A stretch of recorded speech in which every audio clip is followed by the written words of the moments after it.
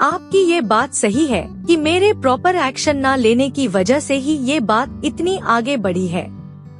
मैं अपने फियर की वजह से खुद को इतना पैरालाइज महसूस कर रहा था कि मैं कोई भी डिसीजन ही नहीं ले पा रहा था। जब पहली बार एक वर्कर अपने क्वार्टर से गायब होकर जंगल गया था तब मुझे लगा था कि ये बात इतनी बढ़ेगी नहीं, तो मैंने इस पर ज्यादा ध्यान नहीं दिया।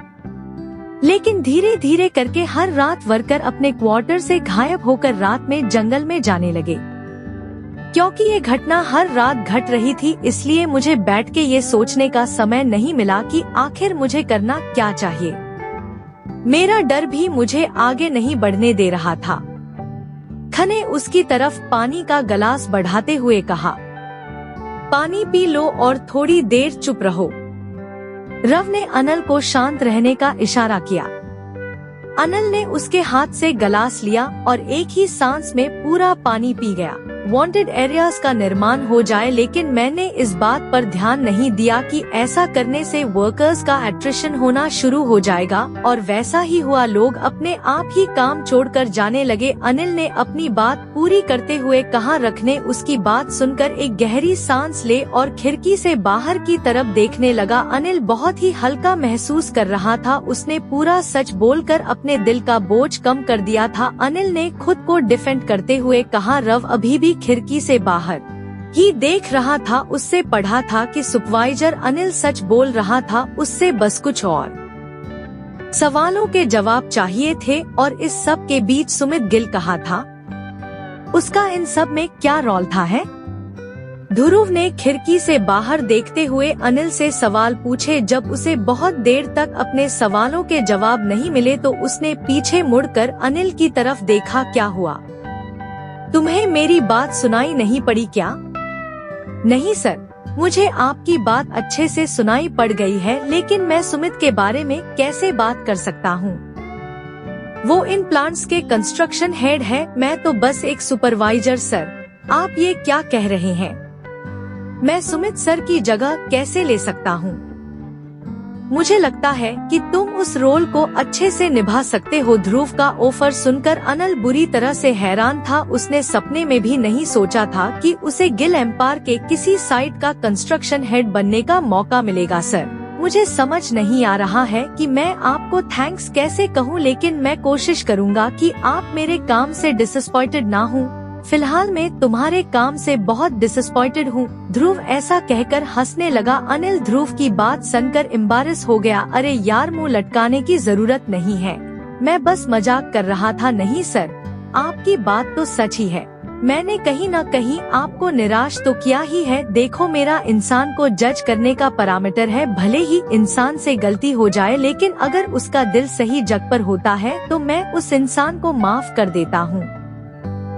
लेकिन फिर भी अगर तुम मेरी निराशा दूर ही करना चाहते हो तो इसकी शुरुआत तुम सुमित के बारे में बता के कर सकते हो। ध्रुव ने अनिल को रिमाइंड कराते हुए कहा, हाँ सर, सुमित गिल तो शुरुआत से ही प्लांट्स के कंस्ट्रक्शन में इन्वॉल्व नहीं थे। उन्होंने बस मुझे और बाकी सुपरवाइजर्स को प्लांट्स के ब्लूप्रिंट पकड़ा दिए थे। वो तो कभी प्लांट पर आकर देखते ही नहीं थे कि यहाँ चल क्या रहा है। अनिल की बात सुनकर ध्रुव शॉक्ड रह गया। उसे सुमित से इतने इररिस्पॉन्सिबल बिहेवियर की उम्मीद नहीं थी। तुमने उसे सुपनाचल की बात के बारे में नहीं बताया था? अनिल बोलते बोलते अचानक से रुक गया। वो तो क्या बोलना चाह रहे थे? अपनी बात पूरी करो। अरे सर, जाने दीजिए, मैं उन सब चीजों के बारे में बात नहीं करना चाहता। कुछ तो ऐसा था जिसके बारे में बात करने से अनिल हेसिटेट कर रहा था। देखो, मैं तुम्हें पहले ही बता चुका हूँ कि सुमित का अब इस प्रोजेक्ट से कोई भी लेना देना नहीं है। वो वापस जा चुका है। ध्रुव ने अनिल को शॉ करते हुए कहा। जब मैं उनके होटल रूम में पहुंचा तो वो बहुत सारी लड़कियों के बीच बैठे हुए थे, और सर, उनके शरीर पर एक भी कपड़ा नहीं था। यहाँ तक कि मेरे रूम में एंटर करने के बाद भी उन्होंने कपड़े पहनने की जहमत नहीं उठाई। मैं अपने स्तर से ही चीजों को हैंडल करने लगा। मेरे पास आपसे कांटेक्ट करने का कोई तरीका नहीं था, क्योंकि आप मिलान से बाहर जा चुके थे। अनुविद की बात सुनकर ध्रुव की होश उड़ गए। सुमित गिल ने कठोटा वापस जाने से पहले जितनी भी बातें ध्रुव को बताई थी वो सब झूठ थी। उसने कोई भी रात कंस्ट्रक्शन साइट के हॉन्टेड एरियाज में अकेले नहीं गुजारी थी और उसने किन्हीं भी सुपरनैचुरल एक्सपर्ट्स को बुलाकर एरियाज की जांच पड़ताल नहीं करवाई थी।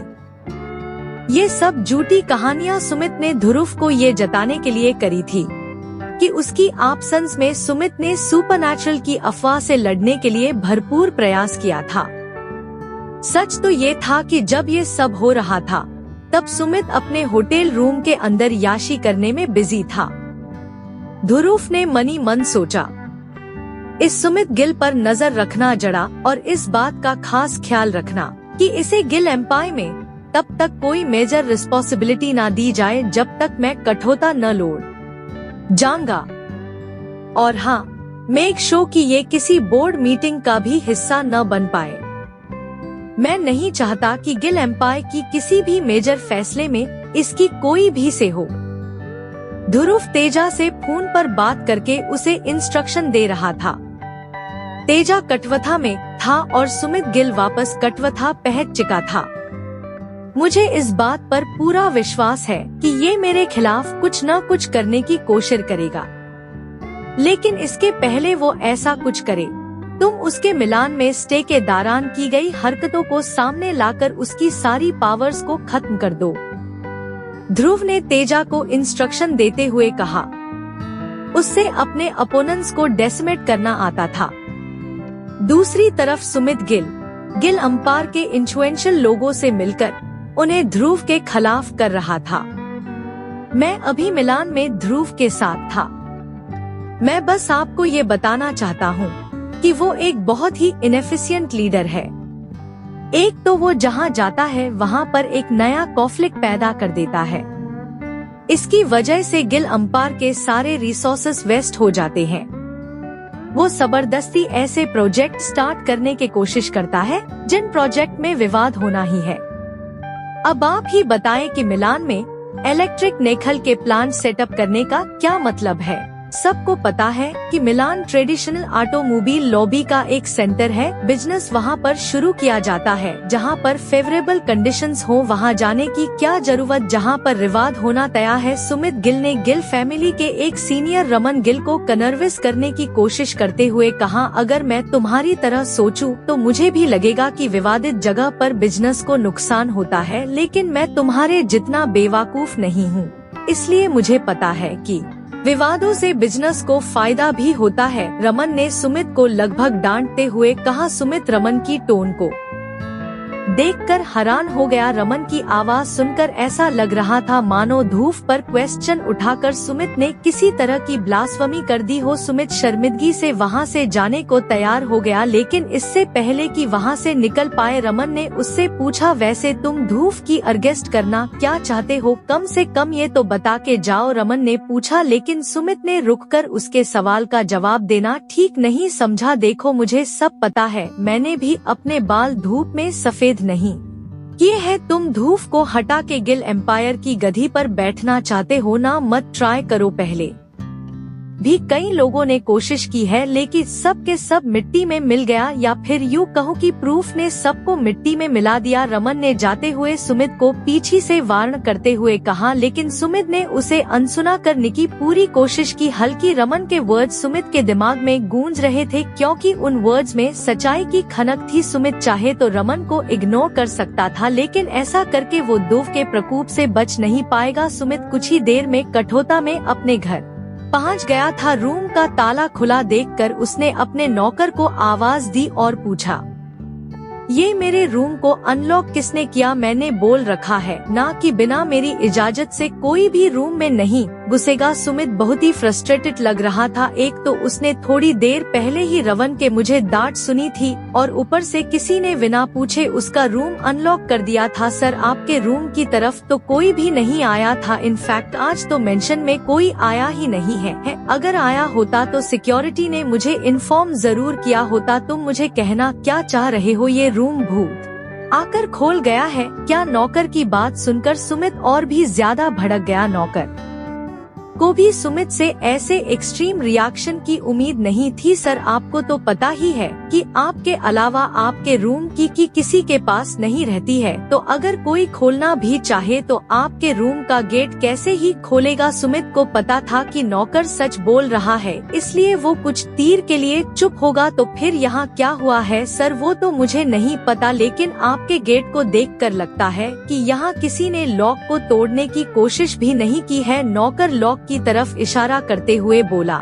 सुमित की नजर लॉक पर पड़ी तो उसे इतना तो समझ में आ गया कि लॉक के साथ किसी तरह की छेड़छाड़ नहीं हुई है। लॉक ना तो टूटा हुआ था, ना ही लॉक पर कमरे में फॉस्फॉल एंट्री के निशान थे। मुझे लगता है कि आपको समझ आ गया होगा कि आप ही शायद अपने रूम को लॉक करना भूल गए थे। नौकर की बात सुनकर सुमित का पारा चढ़ गया। तुम्हारी जबान कुछ ज्यादा ही नहीं चल रही है? तुम्हारी मुझे अक्यूज करने की हिम्मत कैसे हुई? सुमित ने नौकर से पूछा और उसका कॉलर पकड़ लिया। नौकर एक सेल्फ रिस्पेक्ट वाला आदमी था, उसे सुमित की ये हरकत बिल्कुल भी पसंद नहीं आई। उसने आओ देखा ना ताओ सीधे सुमित के मुंह पर एक तमाचारा सीध कर दिया।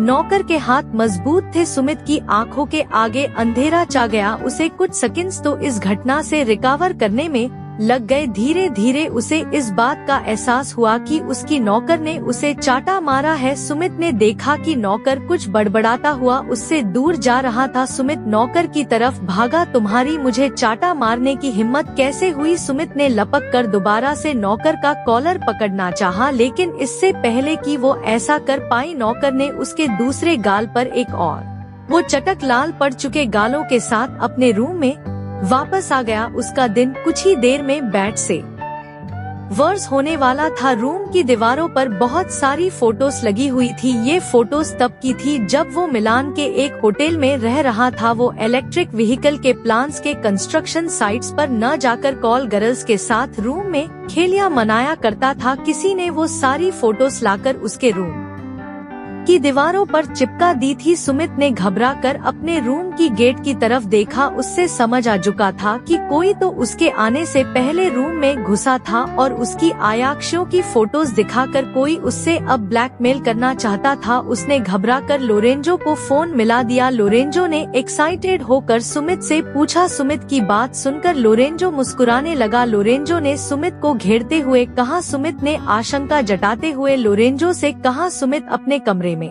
खड़ा था। कमरे की हल्की रोशनी, धुंधले पर्दे और घड़ी की टिक-टिक से एक सस्पेंस भरा माहौल बन रहा था। वो दीवार पर लगी कुछ फोटोज को घूर रहा था और उसके हाथ में एक फोन था जिससे वो लोरेंजो से बात कर रहा था। उससे समझ नहीं आ रहा था कि आखिर उसकी इतनी सारी अश्लील फोटोज खींची किसने। उसने ये सब करते वक्त इस बात का बहुत अच्छे से ध्यान रखा था कि उसकी हरकतों का कोई भी सबूत पीछे छूट न जाए। फिर भी कोई उसके रूम के अंदर तक कैमरा प्लेस करके फोटो स्मगल करने में कामयाब हो गया था। ये ध्रुव तो बड़ा ही शक्य किस्म का आदमी है। बलान के होटल में स्टे के दौरान या ये मुझे स्पाई कर रहा था? इसके पास मेरी इतनी सारी प्राइवेट फोटोज कैसे आ गई?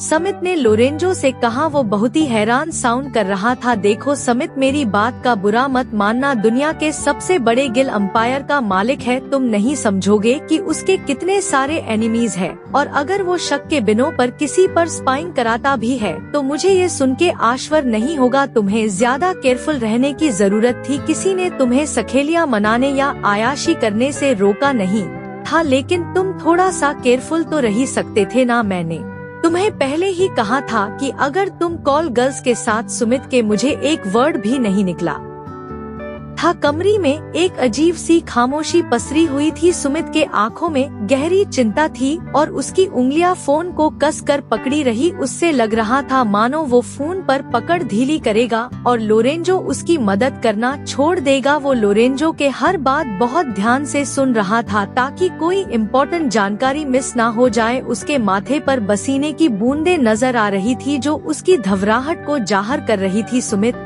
ध्यान से सुनो, अब जो हो गया सो हो गया, लेकिन अब आगे से इस तरह की केयरलेसनेस मत दिखाना। इस वक्त तुम्हें बहुत सतर्क रहने की जरूरत है। मुझे भी यकीन है कि ध्रुव को हमारी प्लानिंग का अंदाजा हो गया है। लोरेंजो की इस वार्निंग के बाद सुमित की चेहरे पर चिंता की लकीरें और भी गहरी हो गई। वो थोड़ी देर तक खामोश रहा, मानो लोरेंजो की बातों को अच्छे से समझने की कोशिश कर रहा हो। सुमित की सांसें धीमी और भारी हो चुकी थी और उसके चेहरे पर एक अनजाने डर की छाया दिखने लगी। अगर ध्रुव को सच में हमारी चालों की भनक लग गई है तो अब क्या किया जाए? उसने अपने माथे पर हाथ फेरा और कमरे में टहलने लगा। हर एक कदम की बाद उसके चेहरे पर तनाव और बढ़ता जा रहा था। उससे अब इस बात का एहसास हो गया था कि प्रूफ को लेकर कुछ तो गड़बड़ है और अब उसे किसी भी हाल में केयरफुल रहना होगा। उसका केयरलेस एटीट्यूड उस पर बहुत भारी पड़ सकता था। देखो, तुम कुछ समय के लिए लॉबिंग को रोक दो। सुमित, प्रूफ को किसी ने हमारे प्लान के बारे में बताया है और हमें पहले ये पता लगाना है कि वो कौन है। फिलहाल तुम शांत रहो और ध्रुव के खिलाफ सीधा हमला करने से बचो। लोरेंजो की बातों ने सुमित को और भी ज्यादा सोच में डाल दिया। उसके मन में कई सवाल घूम रहे थे। उसने लोरेंजो की सलाह मानते हुए लॉबिंग रोकने का फैसला किया, लेकिन उसके आंखों में गुस्से और जलन की झलक साफ दिख रही थी। ठीक है लोरेंजो, मैं फिलहाल लॉबिंग बंद कर दूंगा, लेकिन ये बात समझ लो कि हमें जल्दी कुछ करना होगा। ध्रुव के हर कदम पर नजर रखनी होगी। लोरेंजो ने सुमित को अश्योर किया कि वो ध्रुव पर नजर बनाए रखेगा और फोन काट दिया। फोन कटने की बाद सुमित कुछ तेरे गहरी सोच में डूबा करा रहा। उसने एक लंबी सांस लिए और दीवार पर लगी अपनी प्राइवेट फोटोज को गौर से देखने लगा। उसकी आंखों में गुस्सा और जलन थी। उसने एक एक कर उन फोटोज को उतारना शुरू किया। हर तस्वीर को मसलते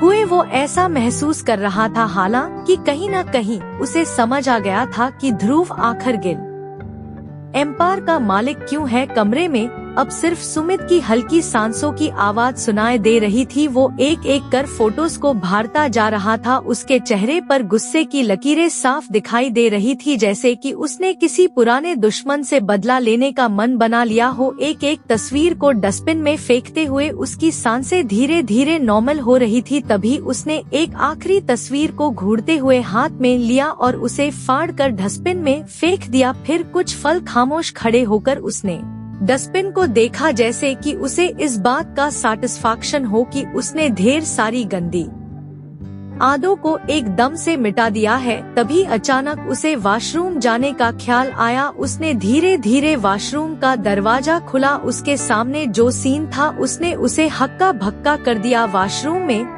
तेजा पहले से मौजूद था। उसकी नजर सुमित पर थी और उसके चेहरे पर एक मिस्टीरियस मुस्कान थी। तो लोरेंजो से क्या बातें हो रही थी? सुमित, मुझे भी था, बताओ। सुमित के हाथ पसीने से भीग गए। वो जैसे अचानक अपनी बोलने के सारी क्षमता खो बैठा हो। उसकी आंखें चौड़ी हो गए। उसने कुछ बोलने की कोशिश की, लेकिन शब्द जैसे उसके गले में फंस गए थे। तुम मुझे डराने की कोशिश कर रहो। तेजा की मुस्कान और भी चौड़ी हो गई। उसने अपने हाथ में पकड़ा हुआ एक कागज का टुकड़ा सुमित की तरफ बढ़ाया। उसमें वही तस्वीर की कॉपी थी जो सुमित कुछ देर पहले बांट चुका था। सुमित, ये जो तुम कर रहे हो वो तुम्हें और फांसा देगा। धुसफ से पीछा बुढ़ाना आसान नहीं है। तुम्हारे इन कागजों को फेंकने से कुछ नहीं बदलेगा। उत्तर को कंट्रोल करते हुए उसने अपनी घबराहट पर काबू पाने की कोशिश की और साथ ही तेजा की बातों को इशारा कर दिया। तुम मुझे डराने की कोशिश कर रहे हो, मैं इतनी आसानी से उड़ने वाला नहीं हूँ।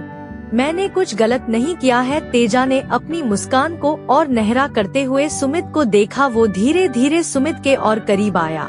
तुम्हें सच में लगता है कि ध्रुव को बात देना आसान है? तुम जितना सोचते हो ये खेल उससे कहीं ज्यादा ट्रिकी है। ध्रुव के बारे में जितनी जानकारी तुम्हारे पास है वो सिर्फ एक ट्रेलर है। असली खेल अभी बाकी है। सुमित, तेजा की बातों ने सुमित को और ज्यादा परेशान कर दिया। उसके चेहरे का रंग उड़ गया और उसके दिल की धड़कनें तेज हो गई। वो समझ नहीं पा रहा था आखिर यो क्या करे। इस बीच तेजा ने सुमित की आंखों में देखा और धीरे धीरे मुस्कुराता हुआ पीछे हट गया। उसने अपने चेहरे पर एक सीरियस एक्सप्रेशन लाते हुए सुमित की उलझन और डर का मसा लिया। कमरे में एक अजीब सी खामोशी ठेली हुई थी। सुमित खुद को इस बात के लिए तैयार कर रहा था कि वो किसी भी कीमत पर घुरूफ का सामना करेगा, लेकिन तेजा के इस अंदाज ने उसे भी तर तक हिलाकर रख दिया। कुछ पलों के लिए दोनों एक दूसरे को ढूंढते रहे। सुमित ने अपने डर पर काबू पाने की कोशिश की, लेकिन तेजा की बातें उसके दिमाग में गूंज रही थी। उसके मन में एक सवाल था, क्या वाकई ध्रुव उतना खतरनाक था जितना तेजा ड्रेन कर रहा था? मुझे पता है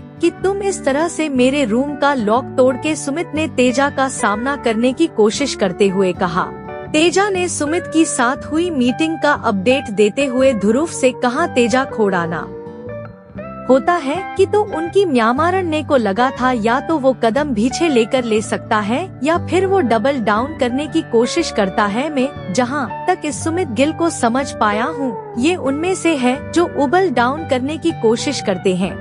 इसलिए भले ही वो अभी के लिए घबराया हुआ लग रहा हो, लेकिन उस पर शार्प नजर बनाकर रखना। जैसे ही वो कोई इनिशिएटिव लेने की कोशिश करे, वैसे ही उसे न्यूट्रलाइज कर देना। ध्रुव ने लेजा को इंस्ट्रक्शंस देते हुए कहा। तेजा दुख की बात समझ गया था, वो फूल रखने ही वाला था कि ग्रुप ने उससे एक आखिरी बात कही। तेजा, एक बात और है कि सुमित गिल अकेला मेरे खिलाफ जाने की हिम्मत कभी नहीं करेगा। पक्का कोई पावर है जो पीछे से इसे सपोर्ट कर रही है। अब उस पावर का सेंटर कठाया है या मिलान, हमें ये जल्द से जल्द फिगर आउट करना होगा। इसलिए ये सुमित निगल किस किस से मिलता है, इस पर खास नजर रखना। भले ही ऐसा लगे कि जिससे वो मिल रहा है उसकी ज्यादा रेलियंस नहीं है, लेकिन फिर भी उसके बैकग्राउंड को सही से रिसर्च करो। मुझे पूरा यकीन है कि जो लोग उसका साथ दे रहे हैं वो उससे भेज बदल के मिलेंगे। तुम ये काम कठौता में करी, में मिलान में ही रही सारी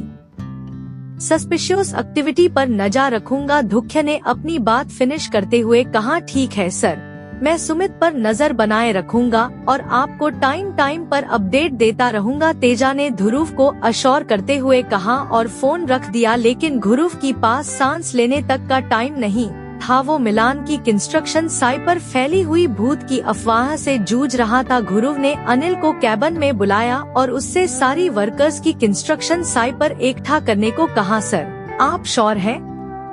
वर्कर काफी डरे हुए हैं, वो आपके खिलाफ गुस्से का इजहार भी कर सकते हैं।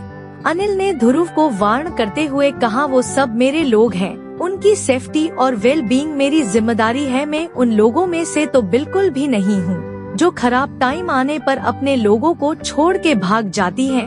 ध्रुव ने अनिल से कहा। अनिल के आंखों में ध्रुव के लिए रिस्पेक्ट साफ देखी जा सकती थी। ठीक है सर, मैं तुरंत हेडक्वार्टर्स जाकर वर्कर्स को कंस्ट्रक्शन साइट पर ले आता हूँ।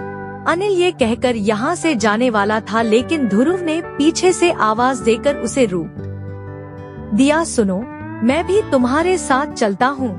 ध्रुव की बात सुनकर अनिल सरप्राइज्ड हो गया। कोई बात नहीं सर, मैं जल्दी सारे वर्कर्स को लेकर वहाँ आ जाऊंगा। मेरे लोग मुझ पर गुस्सा है, इसलिए मेरा फर्ज बनता है कि मैं उन्हें उनके घर जाकर मनाऊं। ध्रुव ने इतना कहा और वो अनिल के साथ जाने लगा। दुख्य का जेस्टू देखकर अनिल के आंखें गीली हो गई थी। कुछ ही देर में वो दोनों बाहर आ गए। अनिल अपनी कार के तरह जाने लगा। जी कंस्ट्रक्शन साइट के बाहर पार्क थी। अनिल बात सुटा, पैदल ही चलते हैं, वर्कर्स के क्वार्टर्स पास में ही तो है। ध्रुव ने मुस्कुराते हुए अनिल से कहा, ठीक है सर। अनिल को पता था कि शुरू की इस जेस्टर का भी एक डीपर मीनिंग था। बात तरफ ये नहीं थी कि क्वार्टर्स कंस्ट्रक्शन साइट के बिल्कुल पास थे, कि ध्रुव वर्कर्स के सामने कार ले जाकर उन्हें छोटा महसूस नहीं कराना चाहता था। क्वार्टर्स में रह रहे ज्यादातर वर्कर्स बाहर से आए हुए थे और उनकी पास कार्स नहीं थी। कुछ ही देर में वो दोनों वर्कर्स के क्वार्टर्स के पास पहुंच गए। सुबह का समय था और ज्यादातर वर्कर्स के गार्डन में बैठे हुए थे। वो सब सुबह की धूप का आनंद ले रहे थे। उनमें से कुछ ब्रेकफास्ट करने में बिजी थे और कुछ संडे एंजॉय कर रहे थे। अभी तक वर्कर्स के लिए माहौल पूरी तरह से सुस्तुमा था, लेकिन जल्दी किसी को देखकर उनका मूड खराब हो गया। अनिल धूम के साथ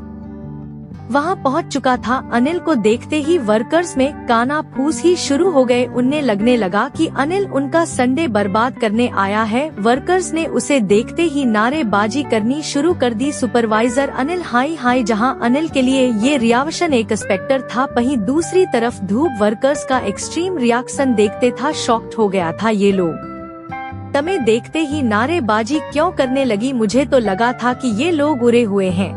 ये डर से ज्यादा तो गुस्से में लग रहे हैं। रूप ने अनिल के और हैरानी से देखते हुए पूछा, सर उसका एक रीजन है। दरअसल जब वर्कर्स के कंस्ट्रक्शन छोड़कर जाने की वजह से प्लान्स के कंस्ट्रक्शन का काम स्लो हो रहा था, तो स्पीड को बढ़ाने के लिए मैंने 7 डे वकी करवाना स्टार्ट कर दिया था। इस वजह से वर्कर्स को हफ्ते में एक दिन भी ऑफ नहीं मिल पा रहा था। ये कुछ हफ्ते तक तो चलता रहा, लेकिन कुछ दिनों बाद वर्कर्स ने इसके खिलाफ रिवोल्ट करना शुरू कर दिया। एक दिन वर्कर्स ने मुझे चंकी दी कि अगर मैंने उन्हें ऑफ नहीं दिया तो वो काम करना ही बंद कर देंगे। अनिल ने ध्रुव को बताया, यार तुम मुझे नई नई बातें बताते ही रहते हो। खैर फिर क्या किया था तुमने? मैंने वर्कर्स को प्रॉमिस किया कि चाहे कुछ भी हो संडे के दिन प्लान्स का कंस्ट्रक्शन बंद रहेगा, लेकिन फिर भी कुछ वर्कर्स इतनी बुरी तरह से भड़के हुए थे कि वो काम पर वापस आने के लिए तैयार ही नहीं थे। इसलिए उनको मनाने के लिए मैंने उनसे वादा किया कि मैं संडे को उनको अपना मैं तक नहीं दिखाऊंगा। आज संडे है इसलिए यो सब मेरा मुफ्त देख के भड़क गए हैं।